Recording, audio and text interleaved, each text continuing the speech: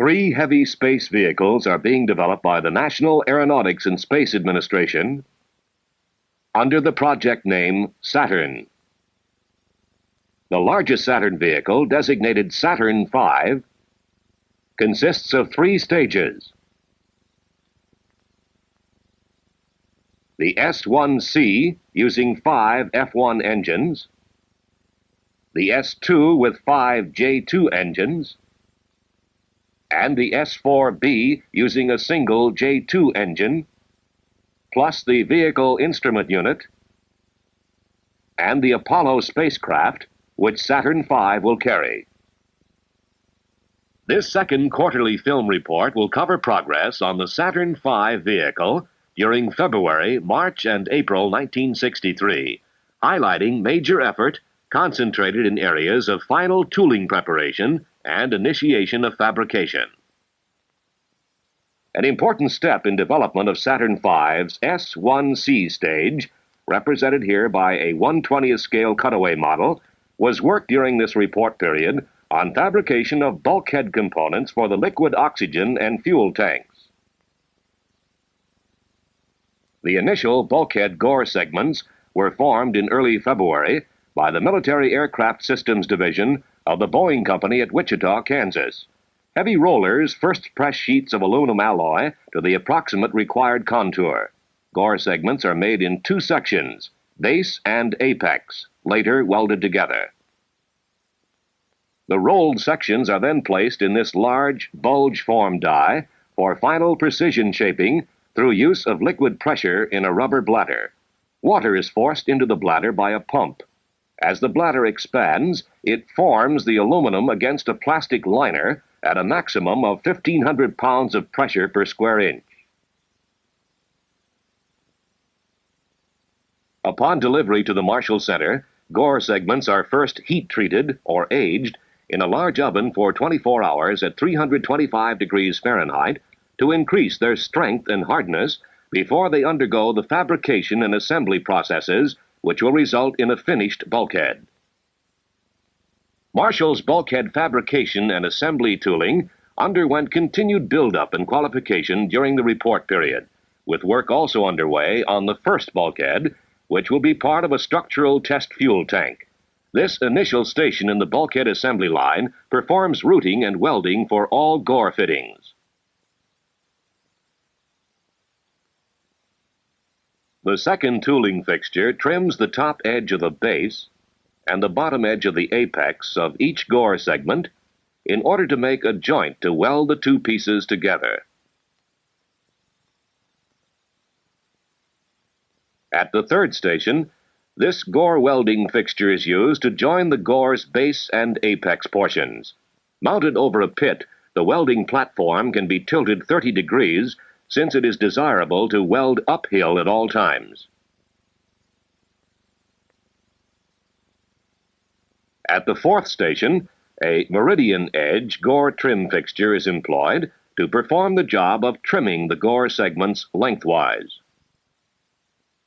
At station number 5, gores are installed on the bulkhead welding and assembly fixture where 4 operations take place: meridian weld, bulkhead base trim, bulkhead to Y-ring weld, and Y-ring to skin weld. 2 gore segments have been successfully welded together in the qualification operation. 8 gore welding for the first bulkhead is scheduled next quarter. Installation of the final station, number 6, was completed during the report period. Checkout of the fixture, which will weld in the bulkhead closure plate, is underway. The S1C stage partial tail section mock-up has been moved into Marshall's newly completed mock-up building from the adjoining shop where it was fabricated. After further build-up, the unit will be installed on its 4 support posts during the next report period, and the full-scale F1 engine mock-up will be attached. Manual gimbaling tests of the F1 mock-up have been performed to evaluate design of flame curtains, compression compensation, and cable installation. A 1/8 scale model S1C liquid oxygen tank is being used at Marshall to study LOX flow characteristics and to develop efficient anti-vortex devices such as baffles, screens, and standpipes. For testing, the tank is filled with water with dye added to enhance engineering photography. A rotating paddle is used to simulate vortexing, which might be caused by vehicle movements in flight, thus preventing sufficient LOX supply to engines. Construction of Marshall's Saturn V test facilities, such as this hydrostatic test and vertical assembly building, basic construction of the reinforced concrete blockhouse or control center, some 250 yards from the stand, has been completed, and interior work is progressing to accommodate the electronic test equipment which will later be installed. The instrumentation tunnel running between the blockhouse and test stand is complete and ready for installation of cables. The 40-foot deep excavation for Marshall's F1 single-engine static test stand has been finished, and preparations have begun for pouring the foundation. A contract was awarded in February for construction of the 105-foot-tall concrete superstructure. The west side of Marshall's S1 stage static test stand is now being modified to test F1 engines. This will allow start of F1 tests in November, several months earlier than scheduled. The position will be converted back to S1 testing after completion of Marshall's F1 test stand. A new series of experiments in rocket sounds was begun at Marshall this quarter, using a new and larger horn, replacing one which was moved to Marshall's Mississippi test operations. The huge horn, which simulates the noise of a Saturn static firing, is being used to learn more about the transmission of this low-frequency sound and to determine the most advantageous conditions for conducting static firings from the meteorological viewpoint. Experiments in partially suppressing the noise of Saturn firings are also being conducted at the center by firing a small engine into a specially constructed water tank. Microphones set up on a semicircle of 16 poles near the tank record sound levels during firing.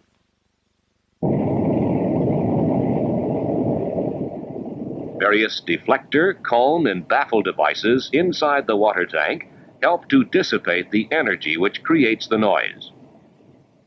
The tape-recorded sound is later analyzed by technicians to determine the effectiveness of suppression. A new jet impingement test facility was placed in operation this quarter to study the feasibility of launching space vehicles directly over a large body of water. Small solid propellant motors are presently being used in tests. Later, F1 models will be fired singly and in clusters. The stand is designed for up to 50,000 pounds thrust. Its platform can be varied from 0 to 10 feet above water surface. Portholes in the tank allow for photographic instrumentation. The tank is 51 feet in diameter, 24 feet deep, and holds 350,000 gallons of water.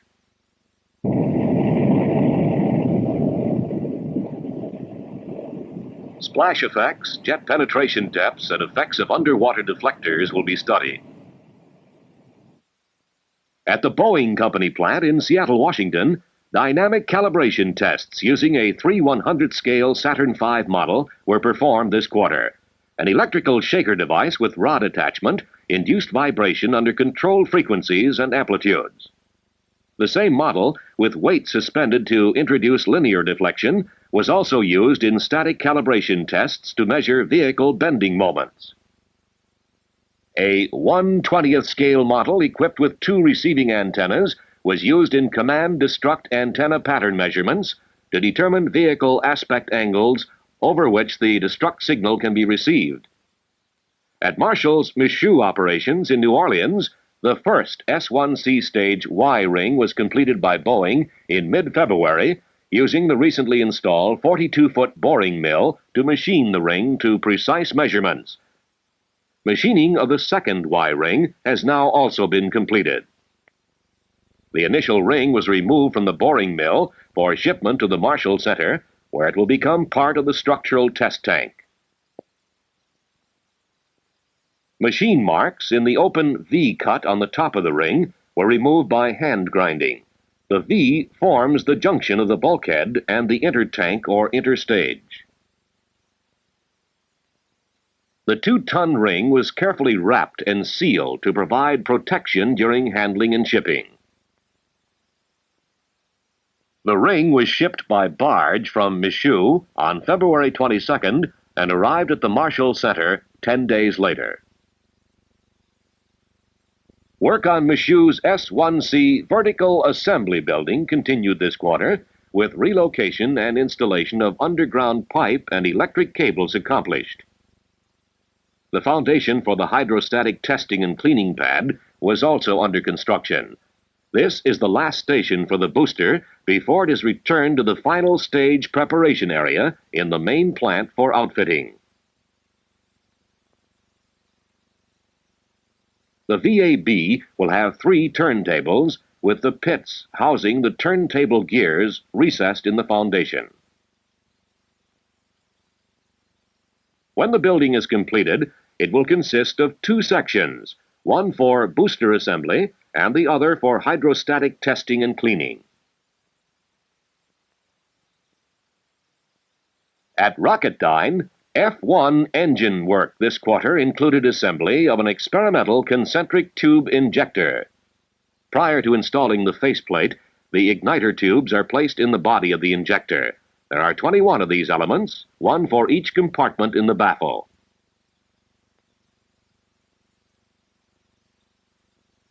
LOX tubes are inserted through the back of the injector. The concentric fuel tubes and the baffles are then installed on the face. In operation, oxidizer is swirled in the center tube to form a cone of spray. The fuel in the annular element is impinged on this cone and mixing occurs. Since injector elements are 8 different lengths, 8 flame fronts are propagated in the combustion zone. It is believed that this multiple flame front and concentric injection will increase dynamic stability. Testing of Model Mark 10 inducers was conducted in a water tunnel under various operating conditions. Instrumentation photography permitted observance of such phenomena as cavitation, backflow, and blade tip vortexing. At North American Space and Information Systems Division, contractor for the S2 stage, bulkhead tooling was being installed this quarter in the new Seal Beach, California facility, including the bulkhead gore segment welding tool, dollar weld tool, the autoclave, which will provide heat and pressure for bonding insulation to bulkheads, and the acid bath tank for the etching room. The S2 electro-mechanical mock-up, scheduled for first use in July, is being fabricated and assembled at S&ID's Downey plant. The mock-up will be used in 3 areas: manufacturing, to check placement of lines, components, and engines for interference and accessibility; testing, to check out compatibility of flight systems as units and with each other; and GSE development, to check out automatic GSE and make checkout computer tapes to be used with flight stages.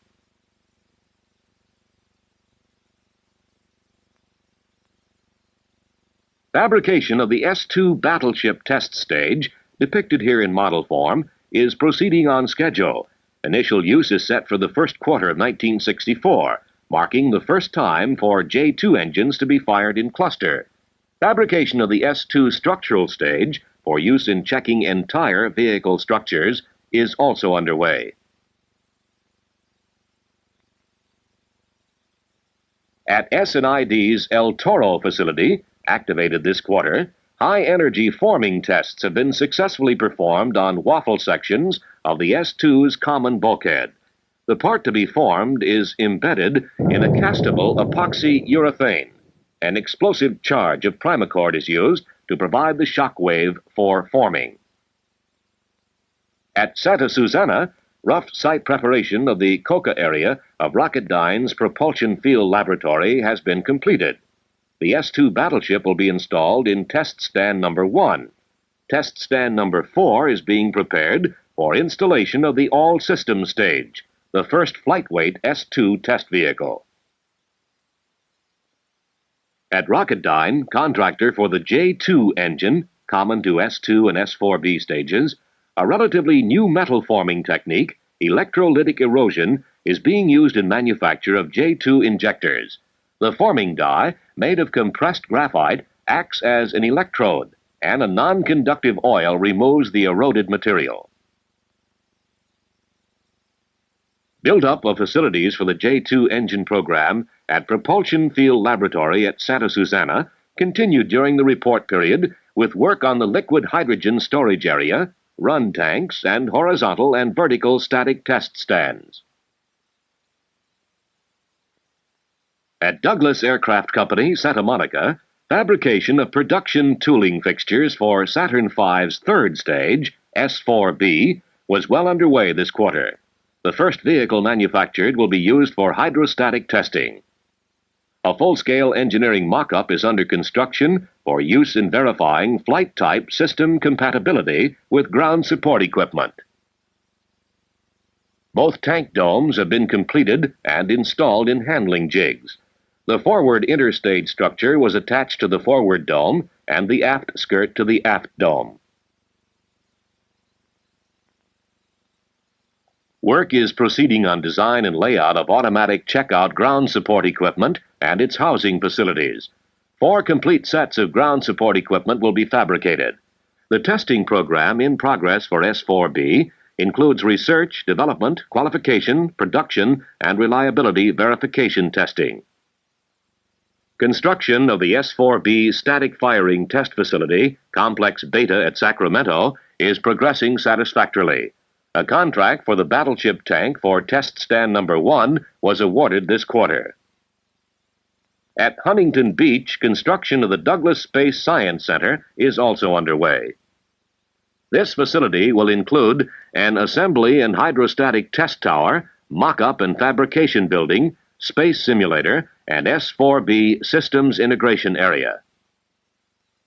Structural design layout of the Saturn V instrument unit, which will be located between the S-4B stage and the Apollo spacecraft, is in process at the Marshall Center. Guidance and control, tracking and telemetry equipment will be mounted around the periphery of the unit, which is 3 feet high and 21 feet 8 inches in diameter. Circulation of a coolant through panels will provide temperature control. The unused volume in the center will allow the legs of the Apollo's lunar excursion module to extend into the instrument unit, thus shortening Saturn's total vehicle length.